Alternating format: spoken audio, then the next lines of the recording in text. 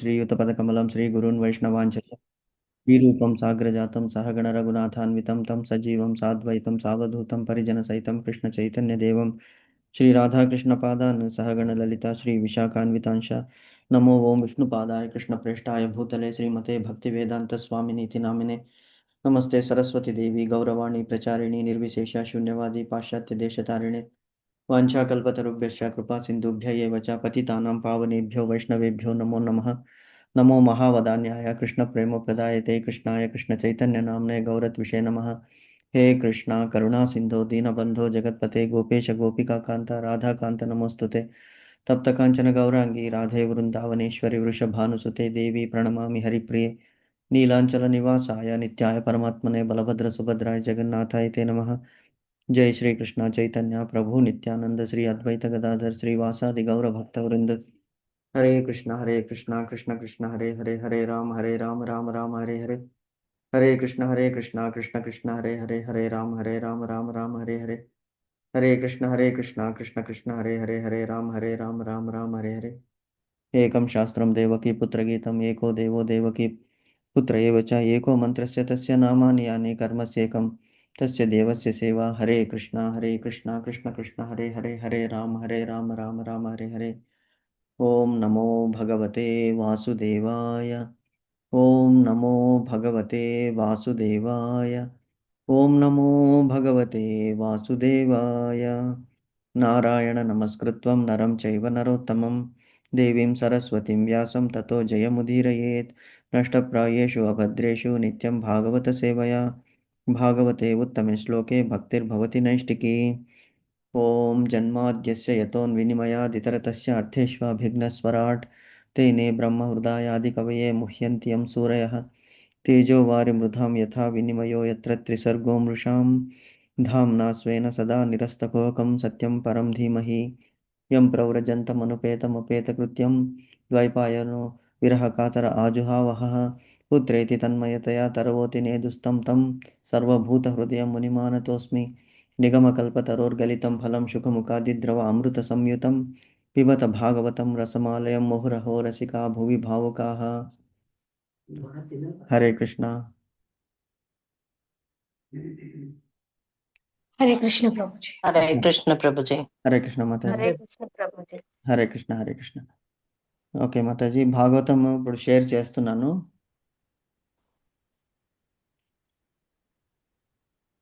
So ఇందులో మనము I think 12 or 13 shlokas చదువుకున్నాము I think we're in the 14th shloka so first canto first chapter 14th shloka అంతే కదా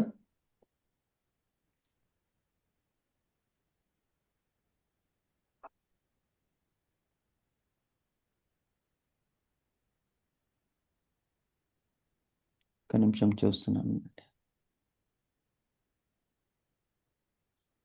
అంతస్థః సర్వభూతానాం ఆత్మా యోగేశ్వరో హరిః స్వమాయయా వృణోద్గర్భం వైరాట్యాః కురుతంతవే సో ఈ శ్లోకంలో మనం ఉన్నాం అంటే ఇక్కడ అంటే బ్యాక్గ్రౌండ్ ఏమిటయ్యా అంటే శ్రీమద్ భాగవతం అంటే మనకి యశోద మాతాజీ రీసెంట్గా జాయిన్ అయ్యారు కాబట్టి మనం మాతాజీ ఇది ఏంటంటే మనం every Monday to Friday Bhagavad Gita గురించి డిస్కస్ చేస్తాం మాతాజీ సాటర్డే మటుకు శ్రీమద్ భాగవతం గురించి మనం డిస్కస్ చేస్తాం మాతాజీ సో భగవద్గీతకి భాగవతానికి ఏమిటి డిఫరెన్స్ అంటే భగవద్గీత మహాభారతంలో కురుక్షేత్ర యుద్ధములో అర్జునునికి భగవంతుడు అంటే శ్రీకృష్ణుడు ఆ భగవద్గీతని ఉపదేశించాడు 700 శ్లోకాలతో అర్జునుడు శోక సంతప్తుడై నేను యుద్ధము చేయను భిక్షమైనా వెతుకుని నేను జీవనాన్ని గడిస్తాను కానీ నా బంధువులని తాతలని తండ్రులని సోదరులని నేను చంపడానికి ఇష్టపడట్లేదు అని మొత్తం వదిలేసి బాణాలను శస్త్రత్యాగం చేసి చతికిల పడ్డప్పుడు అతన్ని మోటివేట్ చేస్తూ అతని కర్తవ్యము అతని పర్పస్ ఆఫ్ లైఫ్ గురించి చెప్తాడనమాట శ్రీకృష్ణుడు అంటే వర్ణాశ్రమ ధర్మాల గురించి అతడు క్షత్రియుడు తర్వాత గృహస్థుడైనప్పుడు ఆ గృహస్థ ధర్మము నిర్వహించాలి క్షత్రియ ధర్మం ఏమిటి క్షాత్ర ధర్మము ధర్మాన్ని రక్షించాలి పోరాడాలి రణమో మరణమో ఏదైనా కూడా స్వర్గమో వీర స్వర్గమో లేకుంటే రాజ్యాన్ని అనుభవించడమో తప్పనిసరిగా చేయాలి అని చెప్పేసి ఆ భగవద్గీత యొక్క సారం అన్నమాట. అది అంటే మన కర్తవ్యాన్ని మనం నిర్వహించాలి. మనం ఎక్స్పెక్టేషన్ పెట్టుకోకూడదు. అంటే నిష్కామ కర్మ కింద మన కర్మని చేయాలనేటువంటి ఉద్దేశాన్ని అక్కడ భగవంతుడు అర్జునునికి బోధించాడు. మరి శ్రీమద్ భాగవతం ఏమిటయ్యా అంటే ఇది వేదవ్యాస మహర్షి 17 పురాణాలు, తర్వాత బ్రహ్మసూత్రాలు, తర్వాత వేదాలని విభజించాడు. 4 వేదాలుగా చేశాడు. తర్వాత బ్రహ్మసూత్రాలకి అర్థాన్ని రచించాడు. సో 108 ఉపనిషత్తులు రచించాడు. అయినప్పటికీ ఆయనకి సంతృప్తి అనేటువంటి కలగలేదు. వేదవ్యాసుల వారు భగవత్ స్వరూపమే. అయినప్పటికీ ఆయన నారదునితో, అంటే బ్రహ్మ మానసపుత్రుడైనటువంటి నారదునితో ఈ భాగవతం అనేటువంటి మహాపురాణాన్ని రచించాలని చెప్పేసి అతనితో ఎందుకంటే మిగతా పురాణాలన్నిటిలోనూ అక్కడక్కడ భగవంతుని లీలలను మహిమలను రచించారు. మీకు ఎందుకు సంతృప్తి కలగడం లేదు వేదవ్యాసుల వారు మీకు కేవలం ఒకే ఒక్క పురాణంలో మొత్తం అంతా కూడా భగవంతుని యొక్క లీలలు, మహిమలు, గుణాలు, తర్వాత భాగవతోత్తములు భగవంతుని ఎలా స్తుతించారో, ఎలా సేవించారు, భగవంతుని మహిమలను ఎలా కొనియాడారు అనేటువంటిది కేవలం ఒక గ్రంథము. అందులో only glorifying the almighty supreme Sri Krishna అనేటువంటి దాన్ని మీరు రచించండి. అప్పుడు మీకు చాలా సంతృప్తి కలుగుతుంది. మనసుకి క్లేశం అనేటువంటిది ఉండదు. మనసు నిర్మలంగా ఉండిపోతుంది. మీరు చేసిన దానికి ఇది తలమానికం అయిపోతుంది. Just like icing on the cake. So అటువంటి పురాణాన్ని రచించండి అని వేదవ్యాసులకి నారద మహర్షి అది ఆదేశించి ఆ అనుగ్రహంతో వెళ్ళి ఆయన వేదవ్యాసుల వారు శ్రీమద్ భాగవతాన్ని రచించారు. ఎక్కడైతే మహాభారతం ఎండ్ అవుతుందో అక్కడి నుంచి ఈ శ్రీమద్ భాగవతం అనేటువంటిది స్టార్ట్ అవుతుందన్నమాట. సో మనం అందులో చదువుకుంటూ ఇప్పుడు వచ్చామన్నమాట. ఈ 8th చాప్టర్కి వచ్చాము. ఫస్ట్ క్యాంటో అంటే దాని 12 స్కంధాలు ఉన్నాయి. ఒక క్యాంటో అంటే ఒక స్కంధము. అంటే ఈ 12 స్కంధాలలో ఇప్పుడు ఫస్ట్ స్కంధంలో మనం ఉన్నాము. ఆ స్కంధంలో 8th చాప్టర్లో మనం ఇప్పుడు 14వ శ్లోకంలో ఉన్నాము. ఏమిటయ్యా అంటే ఇక్కడ ఉత్తరాదేవి తన గర్భం మీద అశ్వత్థామ ప్రయోగించినటువంటి బ్రహ్మాస్త్రము మంటలు కక్కుతూ వస్తున్నదనమాట. అగ్ని జ్వాలలతో తను దహించేస్తున్నది. ఎందుకంటే అశ్వత్థామ కురువంశాన్ని, అంటే పాండవ వంశాన్ని నిర్వంశం చేస్తానని ప్రతిజ్ఞ చేసి ఆ బ్రహ్మాస్త్రాన్ని ఉత్తరాదేవి గర్భంలో పెరుగుతున్నటువంటి బిడ్డ మీదికి ప్రయోగించాడనమాట. సో అది చూసి ఉత్తరాదేవి పరుగున శ్రీకృష్ణుని దగ్గరికి పరిగెత్తుకుని వచ్చి పాహి పాహి మహాయోగిన్ అని ప్రార్థిస్తూ, నువ్వు తప్ప అన్యథా శరణం నాస్తి త్వమేవ శరణం మమ తస్మాత్ కారుణ్య భావేన రక్ష రక్షో జనార్దన అనేటువంటి ప్రేయర్తో కృష్ణుణ్ణి అడుగుతుందన్నమాట. నన్ను రక్షించవయ్యా, నువ్వే మహానుభావ అని. అప్పుడు శ్రీకృష్ణుడు వెంటనే తను ప్రతిజ్ఞ చేశాడు. నువ్వు ఎలాగైతే అంతకు ముందు కూడా ఒకసారి అశ్వత్థామ అర్జునుని మన బ్రహ్మాస్త్రాన్ని వదిలాడు పాండవ వంశాన్ని నిర్వంశం చేయాలని. అప్పుడు అర్జునుడు శ్రీకృష్ణుని ఆదేశంతో ఇంకొక బ్రహ్మాస్త్రాన్ని ప్రయోగించి 2 బ్రహ్మాస్త్రాలని అతనే ఉపసంహరించాడు. ఎందుకంటే అశ్వత్థామ తన బ్రహ్మచర్యాన్ని కోల్పోయి ఉంటాడనమాట. ఎందుకంటే దుర్యోధనుని పత్నితో మళ్ళీ పెళ్లి చేసుకోమని దుర్యోధనుడు చెప్తే సరే అని అంగీకరించి ఒక మాట ఇచ్చినందుకే అతని బ్రహ్మచర్యము భంగమైపోతుంది. సో కాబట్టి ఆ బ్రహ్మాస్త్రము అతనికి ప్రయోగించడం వచ్చు, కానీ దాన్ని ఉపసంహరించడం అనేటువంటి మంత్రాన్ని అతనికి రాదన్నమాట. అది పని చేయదు. కాబట్టి ఈ 2 బ్రహ్మాస్త్రాలని అర్జునుడు మళ్ళీ ఉపసంహరించుకుంటాడనమాట. సో మళ్ళీ అది అంతటితో అతనికి కోపము చెల్లారలేదు. అశ్వత్థామకి శిక్ష వేసి వదిలివేస్తారు అతన్ని.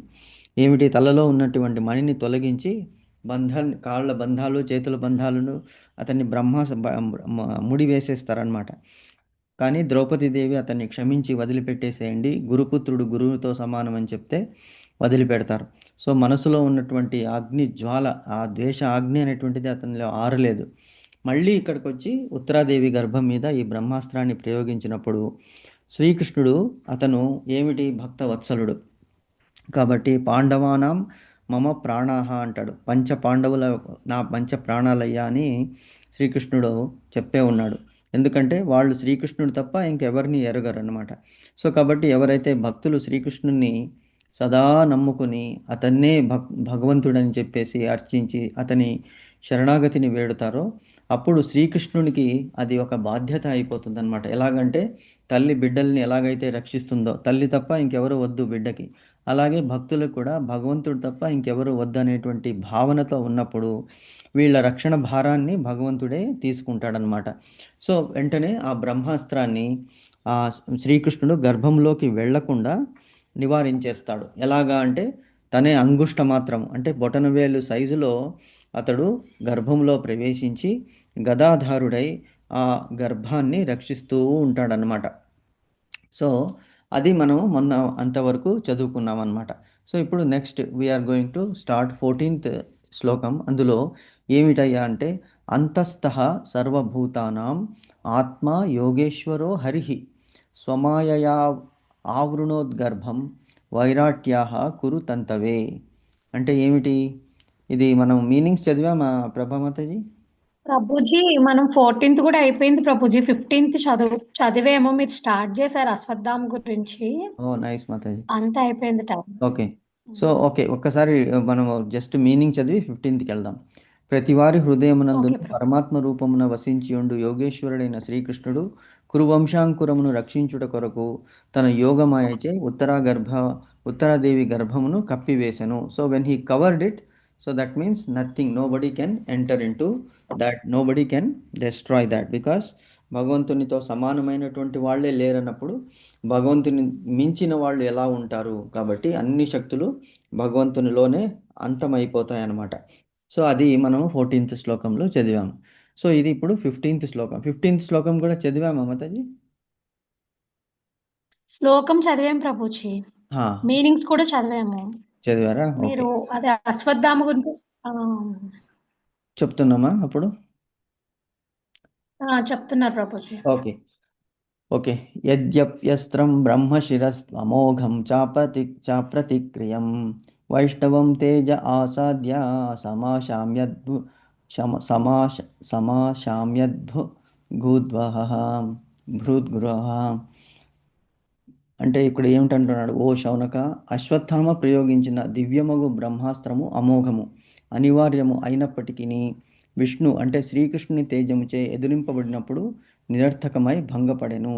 అంటే అదే భగవంతునికి ఏ భగవంతుని ముందు ఎవరు కూడా నిలవలేరు. అదే ఆ, భగవద్గీతలో కూడా శ్రీకృష్ణుడు అర్జునికి చెప్తాడు, అర్జున నువ్వే వీళ్ళని చంపుతాను అంటున్నావు కదా, నువ్వు ఎప్పుడు చంపడము? వీళ్ళు కేవలము నా చూపు మాత్రంతో వీళ్ళ ప్రాణాలను నేను హరించి వేశాను. నువ్వు కేవలం నిమిత్త మాత్రుడవు. నువ్వు జస్ట్ బాణం ఒక్కటే ప్రయోగించు.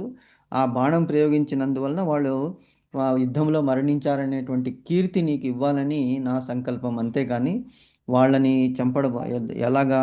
భీష్ముడు, ద్రోణుడు, కర్ణుడు, అశ్వత్థామ వీళ్ళందరూ కూడా వీళ్ళందరూ కర్ణుడు తర్వాత మహారథులు, అతిరథ మహారథులు అందరూ ఉన్నారు. సో వాళ్ళందరినీ ప్రాణాలని నేను ఆల్రెడీ నా చూపులతోనే హరించి వేశాను. క్రెడిట్ మట్టుకు నీకు ఇవ్వాలి అనేటువంటి విషయాన్ని చెప్తాడనమాట. ఇక్కడ కూడా అదే అనమాట. ఏమిటి అంటే భగవంతుని ముందు ఆ బ్రహ్మాస్త్రము కూడా శిరస్సు వంచి తిరిగి వెళ్ళిపోతుందన్నమాట. నిరర్థకమై భంగపడెను. ఏమిటి? బ్రహ్మజ్యోతి ప్రకాశమానమైన దివ్య తేజస్సు అన్నది శ్రీకృష్ణుని యందే ప్రతిష్ఠితమై ఉన్నదని భగవద్గీత యందు తెలుపబడినది. ఎలాగంటే భగవద్గీతలో కూడా భగవంతుడు చెప్తాడు ఏమిటని? నా తద్భాసయతే సూర్యో న శశాంకో న పావకః యద్గత్వా న నివర్తంతే తద్ధామం పరమం మమ అంటాడు భగవంతుడు. నా తద్భాసయతే సూర్యో న శశాంకో న పావకః యద్గత్వా న నివర్తంతే తద్ధామం పరమం మమ. అంటే నా లోకం ఎలా ఉందయ్యా అంటే నా తద్భాసయతే సూర్యుని వెలుగు వలన నా లోకము వెలుతురు పొందదు. ఎందుకంటే అక్కడ సూర్యచంద్రులు ఉండరు. నా తద్భాసయతే సూర్యో నా శశాంక అంటే చంద్రుడు, నా పావక అగ్ని కూడా ఉండదు. అంటే ఈ మూడు ఉంటే వెలుగు వస్తుంది అని అనుకుంటాం మనం. కానీ అది స్వయం ప్రకాశితమైనటువంటి నా దివ్య తేజస్సుతో నా లోకం ఉన్నది. ఆ లోకానికి నా తద్భాసయతే సూర్యో నా శశాంకో నా పావక యద్గత్వా నా నివర్తంతే. యద్గత్వ అంటే అక్కడికి ఎవరైతే వెళ్తారో, యద్గత్వ నా నివర్తంతే అక్కడి నుంచి మళ్ళీ వాపసు రారు, అంటే మోక్షం సంపాదించుకుంటారు. యద్గత్వా నా నివర్తంతే తద్ధామం పరమం మమ. అటువంటి ధామము అంటే అటువంటి క్షేత్రము, అటువంటి లోకము నాది. పరమం, పరమం అంటే అన్నిటికంటే శ్రేష్టమైనది. మమ అంటే నా లోకమది అని భగవంతుడు చెప్తాడు. కాబట్టి ఇక్కడ ఏమిటి, సూర్యకిరణములు బింబముకు చెందినట్లు బ్రహ్మ తేజస్సుగా తెలియబడు ప్రకాశమైన తేజము ఆ దేవదేవుని నుండి వెలువడు కిరణములై ఉన్నది. అంటే సూర్యునిలో ఉన్నటువంటి సూర్యకిరణం ఎలా ఉంటుంది, సూర్యాంతర్గతుడైనటువంటి అంటే కృష్ణుడే ఉన్నాడనమాట. అందరిలోనూ కృష్ణుడున్నాడు. ఆ కృష్ణుని ద్వారానే సూర్యునికి కూడా బలము, తేజస్సు, ఆ వెలుగు అనేటువంటిది కలుగుతున్నది అని ఇక్కడ మనం తెలుసుకోవాలి. అంటే అలాంటప్పుడు బ్రహ్మాస్త్రంలో కూడా ఎవరున్నారు? భగవంతుడే ఉన్నాడు. కాబట్టి ఆ బ్రహ్మాస్త్రము, బ్రహ్మం ఈక్వల్ అనమాట. అంటే శ్రీకృష్ణుని కంటే బ్రహ్మ నెక్స్ట్ లైన్లో వస్తారనమాట. ఇందుకు విష్ణువు, బ్రహ్మ, తర్వాత శివుడు. అది మనకి హైరార్కీ అనమాట. హైరార్కికల్ ఆర్డర్‌లో వస్తుందనమాట. సో, బ్రహ్మాస్త్రము శ్రీకృష్ణుని ముందు ఎలాగా తల వంచక తప్పలేదు అనేటువంటిది ఇక్కడ మనం తెలుసుకోవాలి. కనుకనే ఈ బ్రహ్మాస్త్రము భౌతికముగా అనివార్యమైనదనను శ్రీకృష్ణుని దివ్యశక్తిని అతిక్రమింపలేకపోయెను. అంటే భౌతికముగా అనివార్యము. అనివార్యం ఎందుకైనది అంటే ఎవరైతే మంత్రాన్ని పఠించి, అందుకే దాన్ని శస్త్రము అన్నారు. అస్త్రము అంటే వెపన్. శస్త్రము అంటే ఏమిటి ఆహ్, ఆ అస్త్రానికి మంత్రబలము తోడైనప్పుడు అది శస్త్రమైపోతుంది. అంటే అది డెఫినిట్‌గా తన డెస్టినేషన్, గోల్ అనేటువంటిది రీచ్ అవుతుంది. అస్త్రములో ఒక్కొక్కసారి అంత బలము లేకపోవచ్చు కానీ, శస్త్రంలో తప్పకుండా అటువంటి బలము తప్పకుండా ఉంటుంది. ఎందుకంటే మనకి రామాయణంలో కూడా చూసాము ఒకసారి. సీతాదేవి, రామచంద్రుల వారు ఏకాంతంలో ఉన్నప్పుడు ఒక కాకి అనేటువంటి ఆ కాకి రూపంలో ఉన్నటువంటి రాక్షసుడు సీతాదేవిని ఆహ్, గాయపరచడానికి చూస్తాడనమాట. అప్పుడు రామచంద్రుల వారు ఒక గడ్డి పోచని తీసుకొని అభిమంత్రించి ఆ కాకి మీదకి వదిలినప్పుడు అది ఎన్నో లోకాలు తిరిగి వచ్చినా కూడా ఆ అస్త్రము దాని వెంటనే వెళుతుంది. చివరికి రామచంద్రుల వారికి వచ్చి రామచంద్రుని దగ్గరికి శరణు వేడి, నన్ను రక్షించవయ్యా రామా, ఈ శస్త్రం నుంచి నన్ను కాపాడు అంటే రామచంద్రుడు అంటాడు, నా బాణానికి తిరుగులేదు. కాబట్టి ఏదో ఒక డెస్టినేషన్ చెప్పు అంటే, సరే 2 కళ్ళు ఉన్నాయి కాబట్టి ఒక కంటి మీదికి దాన్ని పంపు అని కాకి వేడుకుంటుందనమాట. అంటే అస్త్రానికి ఉన్నటువంటి బలము అలాగుంటుందనమాట. So, it will not miss its target. So, అనివార్యమైనదనను శ్రీకృష్ణుని దివ్యశక్తిని అతిక్రమింపలేకపోయెను. ఇదే మనం తెలుసుకోవాలి. ఎందుకంటే మహాభారత యుద్ధంలో దుర్యోధనుడు, అర్జునుడు ఇద్దరూ శ్రీకృష్ణుని సహాయానికి వెళతారు. సహాయానికి వెళ్ళినప్పుడు ఫస్ట్ దుర్యోధనుడు వస్తాడు. వచ్చి అతని కాళ్ళ దగ్గర ఉన్న కుర్చీ మీద కూర్చుంటాడు, ఆసనం మీద. చూసి ఈ గొల్లవాడి కాళ్ళ దగ్గర నేను కూర్చోవడము ఛీ అని మళ్ళీ తల దగ్గరికి ఉన్నటువంటి ఆసనానికి వెళ్ళి కూర్చుంటాడనమాట. కానీ అర్జునుడు వచ్చినప్పుడు ఇంకా అక్కడ వేరే ఆసనం ఉండదు. అయినప్పటికీ శ్రీకృష్ణుడినే నమ్ముకున్నాడు కాబట్టి మంచిదే అయినదని చెప్పి చరణాల దగ్గర కూర్చుంటాడనమాట అర్జునుడు. సో, ఆ తర్వాత ఆప్షన్ ఇచ్చినప్పుడు కూడా శ్రీకృష్ణుడు ఫస్టు ఇద్దరికీ అడుగుతాడు. నా దగ్గర ఒక అక్షౌహిణి, నారాయణి సేన ఉన్నది. అది ఒక సైడ్ ఉంటుంది. నేను మట్టుకు ఒక సైడ్ ఉంటాను. నేను ఆయుధమును పట్టను, ఆయుధమును ధరించను, యుద్ధము చేయను అంటాడనమాట. కాబట్టి మీరు కోరుకో అర్జున, ఏది కావాలో బాగా ఆలోచించి కోరుకో అని అంటాడనమాట. దుర్యోధనునికి కోపం వస్తుంది. ఫస్ట్ నేనొచ్చాను, అయినా నువ్వు అర్జునుడికి ఛాన్స్ ఇస్తున్నావు ఫస్టు. అంటే ఎప్పటికైనా చిన్నవాడికి ఛాన్స్ ఇవ్వాలి కాబట్టి నువ్వు కూడా ఇతనికి కోరుకోవడానికి ఒప్పుకో అంటే, సరే అంటే అర్జునుడు ఏమంటాడు? కృష్ణ, మాకు ఏమీ అవసరం లేదు. నువ్వు ఉంటే మాకు అదే చాలు. అదే మాకు అక్షౌహిణి సైన్యాలు కాదు, కొన్ని లక్షల అక్షౌహిణి సైన్యాలు కూడా నీ ముందు పనికిరాదయ్యా కృష్ణ. నువ్వు యుద్ధం చేయకపోయినా పర్లేదు, అస్త్రం పట్టకపోయినా, శస్త్రం పట్టకపోయినా పర్లేదు. మాకు దగ్గర ఉండి మాకు గైడెన్స్ ఇవ్వు. నీ అండలో మేముంటే చాలు. అదే మాకు కొండంత అండ అని కోరుకుంటాడనమాట. సో, అంటే ఎప్పుడైతే శ్రీకృష్ణుడిని కోరుకున్నాడో, ఇంకా ఎత్ర యోగేశ్వర కృష్ణ చూసాం కదా మనం భగవద్గీతలో సంజయుడు అంటాడు, ఎత్ర యోగేశ్వరో కృష్ణ ఎత్ర పార్థో ధనుర్ధరః తత్ర శ్రీ విజయోభూతి ధ్రువా నీతిర్మతిర్మమ అంటాడు. నాకు తోచింది ఏమిటయ్యా అని సంజయుడు ధృతరాష్ట్రునికి చెప్తున్నాడు. ఎత్ర యోగేశ్వర కృష్ణ, ఎక్కడైతే యోగేశ్వరుడైనటువంటి కృష్ణుడు ఉంటాడో, ఎక్కడ అతనితో పాటు అర్జునుడు ఉంటాడో అక్కడ జయం అనేటువంటిది తథ్యము అని సంజయుడు కూడా అంటాడు.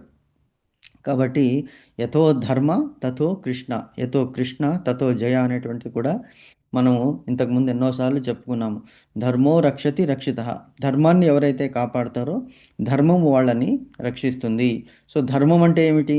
భగవంతుడు. భగవంతుడు అంటే ఎందుకు ధర్మం అన్నాము? భగవంతుడు చెప్పింది దాన్ని తూచా తప్పకుండా పాటిస్తే తప్పకుండా, ఎందుకంటే భగవంతుని మాట, భగవంతుని నామము, భగవంతుని రూపము అన్నీ భగవంతుడు చెప్పినటువంటి ఉపదేశాలు, ఎవ్రీథింగ్ ఈజ్ కృష్ణ ఓన్లీ. అందుకే చెప్తాడు కదా, అక్షర రూపంలో నేను భగవద్గీతలో ఉన్నాను, అక్షర రూపంలో నేను శ్రీమద్ భాగవతంలో ఉన్నాను. కలియుగం వచ్చినప్పటికీ ఎవరి ఇళ్లలో అయితే భగవద్గీత భాగవతం ఉంటుందో వాళ్ళు రోజు నన్ను భగవద్గీత భాగవతంలో చూసుకోవచ్చు. వాళ్ళు నన్ను పఠించినటువంటి శ్లోకాల వలన నేను వాళ్ళకి సదా రక్షణ అనేటువంటిది ఇస్తుంటాను అని భగవంతుడు ఆశ్వాసన ఇచ్చాడనమాట. కాబట్టి అర్జునుడు ఎలాగైతే కోరుకున్నాడో భగవంతుని, మనం కూడా కేవలం కృష్ణున్నే కోరుకోవాలి. కృష్ణుణ్ణి కోరుకుంటే ఏమవుతుంది అంటే మనకి ఉన్న ప్రాబ్లమ్స్ అన్నీ కూడా గోవత్స పద చిహ్నంలాగా అయిపోతుంది. సాగరమైనటువంటి problem it becomes just like a small pit of water where a cow అంటే కాఫ్ అంటే దూడ కాలి మెట్టెలలో ఎంత నీళ్లు పడుతుంది, అది తొక్కితే అంతే నీళ్లు ఉంటుందన్నమాట. అంత ఈజీగా అయిపోతుంది. ఎంతటి పెద్ద కొండ అంత సమస్య కూడా చిన్నగా అయిపోతుందన్నమాట. కనిపించడానికి అలా ఉండొచ్చు, బట్ అంత స్మూత్గా we can cross that problem. అందుకే అర్జునుడు కూడా, పాండవులు కూడా మహాభారత యుద్ధంలో ఏం చేశారు? 11 అక్షౌహిణీల సైన్యం ఉన్నది కౌరవులది. వాళ్ళ సైడ్ ఎటువంటి వాళ్ళు ఉన్నారు? భీష్ముడు, అరివీర భయంకరుడు, అతను యుద్ధంలో నిలిస్తే అతని ముందు ఎవరూ గెలవలేరు. తర్వాత ద్రోణాచార్యులు, కృపాచార్యులు, వీళ్ళందరూ, కర్ణుడు కూడా సామాన్యుడు కాదు. మరి ఇంతమంది మహామహులు అక్కడ ఉన్నప్పుడు ఎలాగ మరి పాండవులు కేవలం 7 అక్షౌహిణి సైన్యాలతో ఎలా గెలిచారంటే ధర్మం వైపు ఉన్నారు కాబట్టి, ధర్మాన్ని రక్షించడానికి యదా యదా హి ధర్మస్య, నిన్న మనం చదివాం కదా, యదా యదా హి ధర్మస్య గ్లానిర్భవతి భారత అభ్యుత్థానం అధర్మస్య తదాత్మానం సృజామ్యహం. నెక్స్ట్ శ్లోకం కూడా ఉంది, పరిత్రాణాయ సాధూనాం వినాశాయ చ దుష్కృతాం ధర్మ సంస్థాపనార్థాయ సంభవామి యుగే యుగే. ప్రతి యుగంలో కూడా అధర్మాన్ని ఓడించడానికి, ధర్మాన్ని నిలబెట్టడానికి నేను పరిత్రాణాయ సాధూనాం, సాధువులను రక్షించడానికి, పరిత్రాణాయ సాధూనాం వినాశాయ చ దుష్కృతాం, ఎవరైతే దుష్కరులు రాక్షసులు వీళ్ళని ఉంటారో వాళ్ళని సంహరించడానికి నేను ప్రతి యుగములో అవతరిస్తానయ్యా, ప్రతి యుగంలో కూడా సంభవామి యుగే యుగే అని కృష్ణుడు అన్నాడు. కాబట్టి ఇక్కడ కృష్ణుని దివ్య శక్తి అటువంటి దివ్యమైనటువంటి శక్తి అనమాట. So nobody can cross that. కర్తుం అకర్తుం అన్యథా కర్తుం అంటాడు భగవంతుడు. అతనికి అసాధ్యమైనటువంటిది ఏదీ లేదు. మనము హనుమంతుల వారిని కూడా ఈ శ్లోకంతో మనం అప్పుడప్పుడు ప్రార్థిస్తుంటాం, మీకు తెలిసే ఉంటుంది. ఏమిటయ్యా అంటే, అసాధ్యం సాధక స్వామిన్ అసాధ్యం తవ కిం వద రామదూత కృపా సింధో మత్కార్యం సాధయ ప్రభో అని మనం హనుమంతుని వేడుకుంటుంటాం. హనుమంతుల వారు అన్నారు, ఏమిటయ్యా మీరు నా ప్రభువుని మాటి మాటికి డిస్టర్బ్ చేయకండి, అది కావాలి రామా, ఇది కావాలి రామా, అక్కడ ఇవ్వు ఇక్కడ ఇవ్వు అని నా ప్రభుని ఎందుకు డిస్టర్బ్ చేస్తారు? ఏది కావాలన్నా మీకు ఈ ఈతి బాధలు, లోకంలో భౌతికమైనటువంటి కోరికలు నన్ను కోరుకోండి, నేను నీకు మ్యాక్సిమం నేను ఇచ్చేస్తాను. మీకు మోక్షము కావాలంటే నా ప్రభువుని కోరుకోండి అని వాయుదేవుడు మన హనుమంతుల వారు మనకి ప్రామిస్ చేసినప్పుడు ఇంకా మనకి ఎదురేమున్నది అనేటువంటిది రామాయణంలో మనకి తెలుస్తుంది అనమాట. అలాగే ఇక్కడ శ్రీకృష్ణుడు ఏమంటున్నాడంటే, క్షిప్రం భవతి ధర్మాత్మ శాశ్వత్ శాంతిం నిగచ్చతి కౌంతేయ ప్రతి జానీహి నమే భక్త్యా ప్రణశ్యతి అని భగవద్గీతలో కూడా అన్నాడు. కాబట్టి ఈ విధముగా అశ్వత్థామచే ప్రయోగింపబడిన బ్రహ్మాస్త్రము శ్రీకృష్ణుడు తన స్వీయ శక్తిచే ప్రతిహతము గావించి భంగపరిచెను. అనగా తాను పూర్ణుడైనందున ఆ దేవదేవుడు ఎవరి సహాయము కొరకును వేచి ఉండలేదు. ఎందుకు అంటే హీ కెన్ డూ ఎనీథింగ్. అతనికి తన శరణు జొచ్చారు కాబట్టి ఇంకా ఓకే. అంటే ఒక్కొక్కసారి భగవంతుడు, నిన్న మనం అనుకున్నాం కదా, ఎన్నో ఏమిటి అవతారాలు ఉన్నాయి, లీలావతారము, పురుషావతారం అని నిన్న చూసాము. సో ఒక్కొక్కసారి భగవంతుడు ఏంటి తన విభూతిని కొంతమందిలో పెట్టి వాళ్ళని సహాయానికి పంపిస్తాడనమాట. కానీ ఇక్కడ భగవంతుడే ఈ యుగంలో ఉన్నాడు కాబట్టి అతనికి వేరే వాళ్ళ సహాయం అవసరం లేదు. తానే డైరెక్ట్గా ఆ పనిని నిర్వహించాడు అనేటువంటిది ఇక్కడ చెప్తున్నాడు అనమాట. ఓకే, ఇది మనకి ఇంకోటి కూడా తెలుస్తుంది. రామాయణంలో హనుమంతుల వారిని మేఘనాథుడు, అంటే ఎవరు, అతను ఇంద్రజిత్తు, రా రావణుడి కుమారుడు అనమాట, బ్రహ్మాస్త్రంతో బంధిస్తాడు. అంటే మిగతా వాళ్ళు 80,000 మంది సైనికులు, తర్వాత అక్షకుమారుడు, రావణాసురుని చాలామంది రాక్షసులని సంహరించేస్తాడనమాట హనుమంతుడు. ఆ అశోకవనంలో ధ్వంసం చేసిన తర్వాత వాళ్ళందరూ అతన్ని ఎదిరించి యుద్ధంలో చనిపోతారు చాలామంది. అప్పుడు ఈ ఇంద్రజిత్తు వచ్చి బ్రహ్మాస్త్రముతో హనుమంతుల వారిని బంధిస్తాడనమాట. నిజానికైతే హనుమంతుల వారికి ఏ అస్త్రము కూడా అతని మీద పని చేయదు. ఎందుకు? అటువంటి దివ్యమైనటువంటి వరాన్ని ఋషులు అతనికి ఇచ్చారనమాట. అయినప్పటికీ బ్రహ్మాస్త్రానికి రెస్పెక్ట్ ఇవ్వాలి అని అతను బ్రహ్మాస్త్రానికి కట్టుబడతాడు. అది ఎప్పుడైతే కట్టుబడతారో రాక్షసులు అది మరిచిపోయి మళ్ళీ అతన్ని తాళ్లతో బంధిస్తారనమాట. సో ఒక అస్త్రం ఉండగా ఇంకొక అస్త్రం దాని మీద వేసినప్పుడు మొదటి అస్త్రం యొక్క ప్రభావము పోతుందన్నమాట. సో బ్రహ్మాస్త్రమే అతన్ని ఏమీ చేయలేనప్పుడు ఈ ఒట్టి తాళ్ళు అతనికి ఏం చేస్తాయి? బంధించబడినట్లు అతను నటిస్తాడనమాట, అంతే. సో ఇది మనం తెలుసుకోవాలి. సో ఈ శ్లోకంలో ఏం మనం అర్థం చేసుకున్నాము అంటే, బ్రహ్మశిరోస్త్రాగము భగవంతుని ముందు ఏ అస్త్రము అంటే, ఇక్కడ ఇంకొక మనం relatedly we have to think about the practical way of living కూడా మనము. ఎందుకంటే ఈ బ్రహ్మాస్త్రం అనేటువంటిది ఇప్పుడు ఏమిటి? అది ఒక ప్రాబ్లము, అది ఒక ఆపద. ఆపదలో వచ్చేసింది కదా, ఆపదలాగా వచ్చేసింది.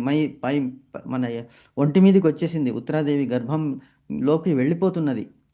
అప్పుడు అంటే అటువంటి ఆపదని ఆపగలిగేటువంటి వాడు ఎవరు? శ్రీకృష్ణుడు. సో అంత పెద్ద, అంటే almost it is going to take her life away. Not only her life but the child in her also is targeted. అంటే ఆ బ్రహ్మాస్త్రం ఇద్దరిని కూడా ఇప్పుడు బలి తీసుకోవడానికి వచ్చేస్తున్నదనమాట. అటువంటి పెద్ద ఆపదని శ్రీకృష్ణుడు ఏం చేశాడు? చిన్నగా దాన్ని మాయం చేసేసాడు అనమాట. ఆపద అసలు దరి రానియకుండా చేసి తనే నిలబడి తన భక్తురాలిని కాపాడాడు. సో ఇది మనకి పెద్ద లెసన్ అనమాట లైఫ్లో. ఎటువంటి పెద్ద ఆపద వచ్చినప్పటికి కూడా మనము చెక్కు చెదరకుండా భగవంతుణ్ణి ధ్యానము చేస్తూ నువ్వే శరణు అని వేడుకుంటే తప్పకుండా భగవంతుడు ఎదురు వస్తాడనమాట. ఆ ఆపద కెన్ డూ నథింగ్. సో ఈ ధైర్యము మనకి ఎప్పుడూ ఉండాలి. ఎటువంటి పెద్ద ఆపద అయినప్పటికీ కూడా కృష్ణ కృష్ణ కృష్ణ అని మనం ఎప్పుడు భగవంతుని తలుస్తూ ఉండాలి. అన్యథా శరణం నాస్తి. ఈ శ్లోకం ఎందుకు నేను మాటిమాటికి చెప్తున్నానంటే, ఈ శ్లోకాన్ని నేను వీలైతే షేర్ చేస్తాను ఇవాళ మనకి వాట్సాప్లో. Please by heart this and everyday please recite this. అన్యథా శరణం, అన్యథ అంటే వేరే ఎవ్వరూ శరణం లేదయ్యా కృష్ణ. అన్యథా శరణం నాస్తి, వేరే ఎవరు, నాస్తి అంటే లేరు, వేరే ఎవరు శరణు చేసుకోవడానికి నాకు లేరు. అన్యథా శరణం నాస్తి త్వమేవ శరణం మమ, నువ్వొక్కడివే నాకు శరణవయ్యా కృష్ణ. నిన్నొక్కడనే శరణు వేడుతున్నాను. అంటే hour goal is very very very very clear. Krishna is our God. Krishna is the supreme personality. So we have to hold his feet very very tightly, and we should not leave him just like a child catches the feet or చీర కొంగు పట్టుకుని ఎలాగైతే అమ్మ అమ్మ అని తిరుగుతుంటుందో పిల్లలు, అలాగే మనం భగవంతుని త్వమేవ మాతా త్వమేవ పితాచ త్వమేవ బంధుశ్చ స్వఖా త్వమేవ విద్యా ద్రవిణం త్వమేవ సర్వస్య దేవం మమ దేవ అనేటువంటిది భగవంతుని మనం కోరుకుంటున్నాం అనమాట.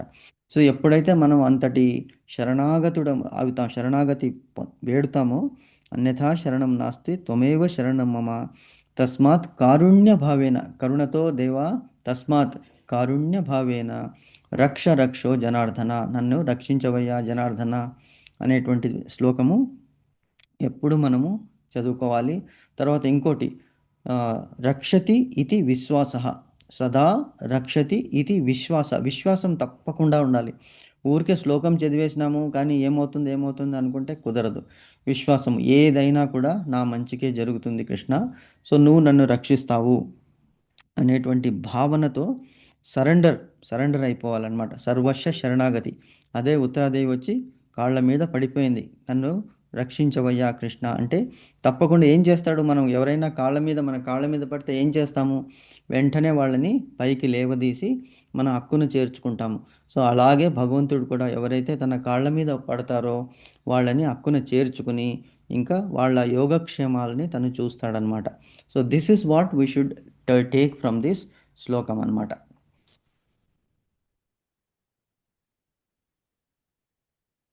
క్లియర్ అయిందా మాతాజీ? ఇంకేమన్నా ఉందా అందులో చూస్తున్నాను నేను ఒకసారి.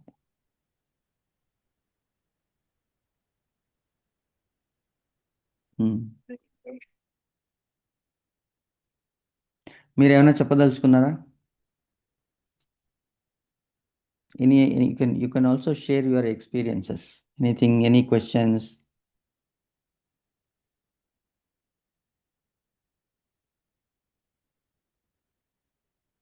ఏం ఏం లేదంటే నెక్స్ట్ శ్లోకానికి ప్రభుజీ ఒక స్మాల్ చెప్పండి. పాయింట్ ప్రభుజీ. చెప్పండి. అంటే ఇప్పుడు మనం ఆపదలు అంటే ఏదైనా ప్రాబ్లం వచ్చినప్పుడే కాకుండా మనం ఎప్పుడు అంటే మీరు భగవద్గీతలో చెప్తారుగా ప్రభుజీ, అంతా శ్రీకృష్ణునికే అర్పించి మనం ఏది చేసినా కూడా మనకి అది ప్రాబ్లం గా కూడా అనిపించదు Prabhuji. Correct. Very good Mataji. So very that nice. One S S. Krishna Krishna అంటే వి డోంట్ అంటే మనం యా, ఏది అది ఫీల్ అవ్వం ప్రభుజీ, అదేదో ప్రాబ్లం అని లేకపోతే ఇంకేదో అవును. అని చెప్పి. అంటే ఎప్పుడు కృష్ణుడినే తలుచుతూ ఉండాలి అనేటువంటిది మనం అంతకుముందు అనుకున్నాం. సదా కృష్ణుడిని ధ్యానం చేయాలి. ఎందుకంటే అదే అంటే yeah, because he has given us this wonderful life. For that we should be grateful. అలాగే ఆపదలు వచ్చినప్పుడు కూడా మనము భయపడకూడదు అనేటువంటిది ఇందులో మనకి తెలుస్తుంది అనమాట. మీరు కరెక్ట్గా చెప్పారు మాతాజీ. సో ఎప్పుడూ తలుస్తూ ఉండాలి. అంటే నార్మల్గా మానవ నైజం ఏమిటి? భగవంతుని ఎప్పుడు మనం తలుచుకుంటాము? సంకటహరణ, వెంకటరమణ సంకటహరణ అంటాం కదా. సంకటం వచ్చినప్పుడు వెంకటరమణ అంటున్నాం. అంటే మామూలుగా ఉన్నప్పుడు నేనే చేశాను అనేటువంటిది చాలామందిలో ఉంటుంది. నా వల్లనే ఇది జరిగింది, నేనే చేశాను. ఫస్ట్ నేను నేను అహం అహం, అందుకే అహంభావము, అహంకారం అంటాం. ఎవరు చేశారు ఇది? నేను. ఎందుకు చేశావు? నా ఇష్టము. సో ఇవన్నీ కూడా అంటే మనం చేస్తున్న మన గ్రూప్ అని కాదు, generally we're discussing those who are not aware that they are simply tools in the hands of Krishna. ఎలాగా మనకి టూల్స్ ఏమున్నాయి? It cannot do anything on its own. మన లోపల భగవంతుడు, వాయుదేవుడు, అంత ఇంద్రియాలకి అధిపతి అయినటువంటి దేవతలు అందరూ ఉన్నారు కాబట్టి మన ప్రతి ఒక్క ఇంద్రియము కానీ ప్రతి ఒక్క అవయవం కానీ పనిచేస్తున్నది. అది ఏమిటి? భగవంతుని సంకల్పం వలన. భగవంతుడు లోపల ఉన్నాడు, వాయుదేవుడు భగవంతుడు ఎక్కడ ఉంటాడో అక్కడ ఉంటాడు. ఇప్పుడు మనకి చెప్తారు ఏమిటంటే మనకి కృష్ణుడు, చిన్ని కృష్ణుడు చేతిలో వెన్నముద్ద పట్టుకొని ఉంటాడు. సో వెన్నముద్ద ఎవరు అంటే అది ఇంకొకసారి వచ్చినప్పుడు నేను డిస్కస్ చేస్తాను. బట్ క్లుప్తంగా చెప్పడం ఏమిటంటే మనకి ఈ పాలు ఉన్నది కదా, పాలు సరస్వతీదేవి రూపం అన్నమాట. పాలలో మళ్ళీ మీగడ ఏమిటంటే చంద్రుడు, తర్వాత వరుణుడు, వీళ్ళకి వీళ్ళు దేవతలు అక్కడికి. తర్వాత మీగడ నుంచి ఏమిటి? మన పాలు తర్వాత పెరుగు, పెరుగు నుంచి మీగడ నుంచి మనకి నెయ్యి. సో నెయ్యికి మీగడకి దేవతలు ఎవరు అంటే మనకి